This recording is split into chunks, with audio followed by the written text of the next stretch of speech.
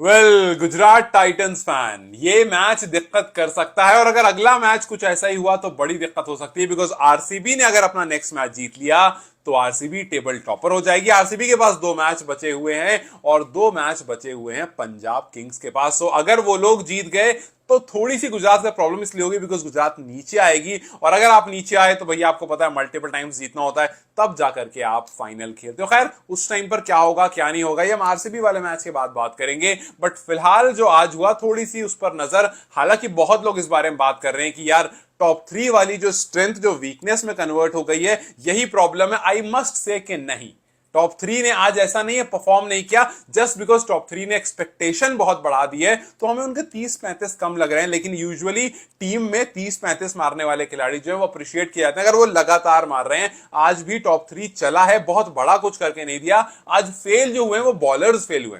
भाई आप देखो, अगर आपकी टीम 235 रन पिटवा देती है तो जाहिर सी बात है यार वहां पर प्रॉब्लम। आप ये बात करोगे कि यार नॉकआउट फेज से पहले एक्सपोज हो गए और पिछले दो मैच में ऐसा हुआ और वैसा हुआ। माना कि पिछले दो मैच में पहली बार ऐसा हुआ है कि जीटी के तीन बल्लेबाज में से किसी भी एक ने हाफ सेंचुरी ना पिछले मैच में लगाई ना इस मैच में लगाई। इस वजह से जो बड़ा टोटल है वो बहुत बड़ा लगने लगा। लेकिन आज यार 235 रन थे और उसमें मैं मानता हूं कि असल जिम्मेदार कोई था तो वो गेंदबाज थे। आप देखो सिराज सबसे किफायती रहे जब उन्होंने लगभग 9.5 की इकोनॉमी से रन खाए, तो सबसे किफायती वो है। सोचो आगे सबने 11-12, राशिद तो 18 की इकोनॉमी से रन खाकर बैठे हैं। सो यस, यहां पर बॉलर्स की प्रॉब्लम, इसी वजह से आपने 17 छक्के खाए एलएसडी से। आज एलएसडी के एक खिलाड़ी ने मिच मार्श ने सेंचुरी लगा दी भाई। सो एलएसडी खुश होगा कि चलो अच्छे से हम विदा हो रहे हैं। और हमारे फॉरेन तो एलएसडी का सीन है, उनके फॉरेन प्लेयर्स चलते हैं तो वो बढ़िया रहते हैं। उनके ओवरसीज प्लेयर अगर रन कर रहे हैं, माकरम मार्श और निकोलस पुरन, अगर इनकी तरफ से रन आ गए तो एलएसडी स्ट्रॉन्ग पर चला जाता है।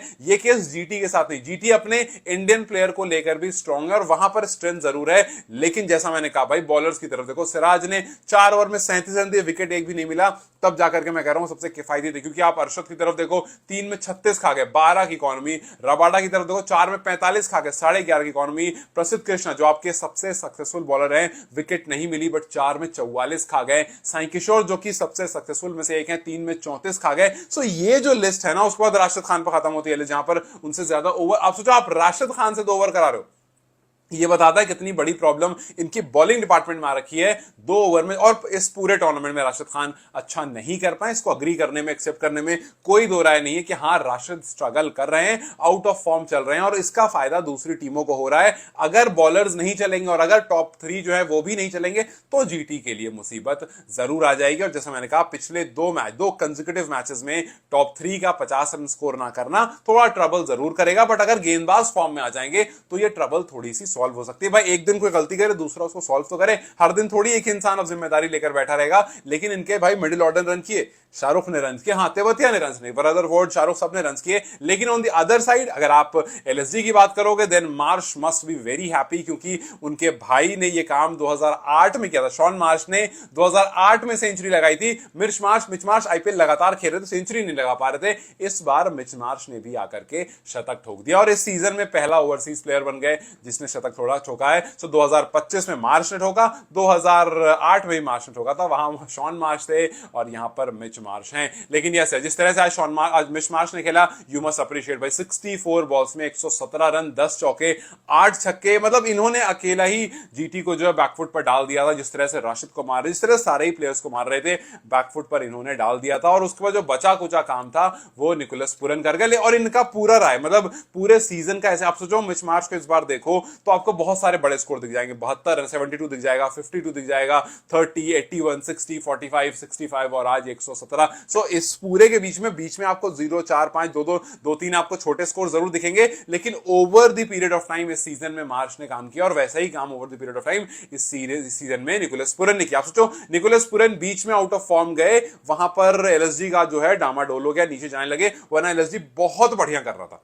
थोड़ा सा Nicholas Pooran out of form होते हैं, थोड़े से बीच में कुछ मैच में रन नहीं आते हैं और पूरी की पूरी एलएसजी गिर जाती है। वरना 12 इनिंग में 511 रन, 46 का एवरेज और लगभग 200 का स्ट्राइक रेट, 40 छक्के, 44 चौके, 5 50s, ये कुछ बड़े नंबर्स हैं और इसी वजह से एलएसजी जो है इतना अच्छा चल रहा था। और अगले सीजन में भी एलएसजी को पता है कि यही उनकी स्ट्रेंथ है। माकरम हो गए, मार्श हो गए और निकोलस पूरन हो गए, यही स्ट्रेंथ है। कप्तान को थोड़ा सा जिम्मेदारी लेनी पड़ेगी, थोड़ा समझना पड़ेगा कि भाई बहुत सारी उम्मीदें हैं और उनको थोड़ा सा दोबारा आकर के कुछ कमाल करना पड़ेगा। हालांकि आज रन्स वगैरह आए, अच्छा लगा देख करके भाई इंडिया इंग्लैंड सीरीज आने वाली है, we want Rishabh Pant in form. एक और मैच है, वहां पर थोड़े और रन्स कर देना, अभी 16 ही थे बट एक दो छक्के अच्छे थे, तो उसके बाद थोड़े और रन्स आ जाएंगे, थोड़ी सी और कॉन्फिडेंस आ जाएगा। लेकिन ये भी गलत नहीं होगा कहना कि मार्श और माकरम जो है इस टीम के लिए स्टील काइंड ऑफ थे भाई।